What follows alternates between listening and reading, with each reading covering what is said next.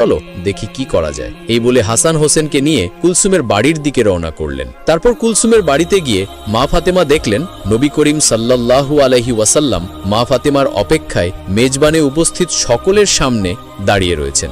মা ফাতেমা সেখানে গিয়ে আল্লাহর নবীকে সালাম দিয়ে বললেন, হে আমার পিতা, আমার সালাম গ্রহণ করুন। মহানবী হজরত মুহাম্মদ সাল্লাল্লাহু আলাইহি ওয়াসাল্লাম মা ফাতেমার সালামের উত্তর দিয়ে বললেন, মা ফাতেমা, তুমি এসেছো, আমি তোমারই অপেক্ষায় ছিলাম। মা ফাতেমা বললেন, হ্যাঁ বাবা, আমি এসেছি। কুলসুম আমার বাড়িতে গিয়েছিল আমাকে ডাকতে, ওই আমাকে নিয়ে আসলো। নবী করিম সাল্লাল্লাহু আলাইহি ওয়াসাল্লাম বললেন, হ্যাঁ, তোমার বোনের অনেক বড় বিপদ, সে একটি ভুল করে ফেলেছে। আমি নিজেও জানি তার এই কাজটি করা ঠিক হয়নি। মহান আল্লাহ রব্বুল আলামিন তোমার কষ্টে তিনিও ব্যথিত হয়েছেন। তোমার বোন কুলসুম একটি ভুল করে ফেলেছে। সে তোমাকে আমন্ত্রণ করেনি, সে অহংকারের বশে একটি পাপ করে ফেলেছে।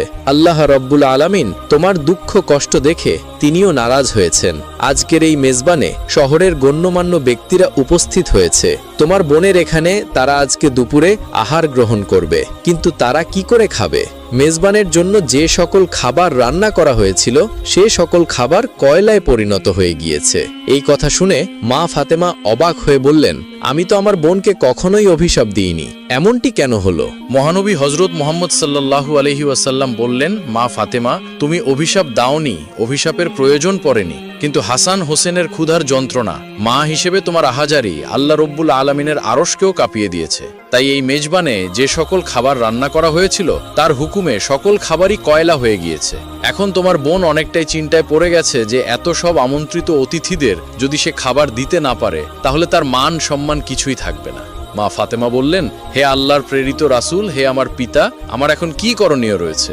নবী করিম সাল্লাল্লাহু আলাইহি ওয়াসাল্লাম বললেন, তুমি যদি মন থেকে কুলসুমকে ক্ষমা করো এবং আল্লাহর দরবারে দোয়া করো, হয়তোবা আল্লাহ এর সমাধান করে দিবেন। তখন মা ফাতেমা বললেন, ঠিক আছে বাবা, আমি যাচ্ছি। এই বলে যেখানে খাবার রান্না করা হচ্ছিল, যেখানে সকল খাবার কয়লা হয়ে গিয়েছিল, কুলসুমকে নিয়ে সেই জায়গায় গেলেন। আল্লাহর নাম নিয়ে বিসমিল্লাহ বলে মা ফাতেমা সকল খাবারের পাত্র কাপড় দিয়ে ঢেকে দিলেন এবং আল্লাহর দরবারে দোয়া করলেন এবং কুলসুমকে বললেন, তুমি কাপড় তোলো খাবারের ওপর থেকে। খাবারের পাত্রের ওপর থেকে যখন কাপড় সরালেন তখন দেখলেন সকল কয়লায় পরিণত হওয়া খাবার আগের অবস্থায় ফিরে এসেছে। কুলসুম আল্লাহর দরবারে শুকরিয়া আদায় করলেন, মা ফাতেমাও আল্লাহর দরবারে শুকরিয়া আদায় করলেন।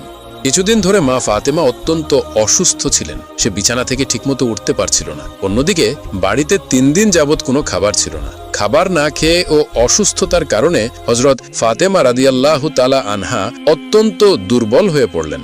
শেরে খোদা হযরত আলী রাদিয়াল্লাহু তাআলা আনহুর হাতে তখন এমন কোনো অর্থ কড়িও ছিল না যার মাধ্যমে তিনি খাবার ক্রয় করে আনতে পারবেন। 3 দিন অতিবাহিত হওয়ার পর হযরত ফাতেমা রাদিয়াল্লাহু তাআলা আনহা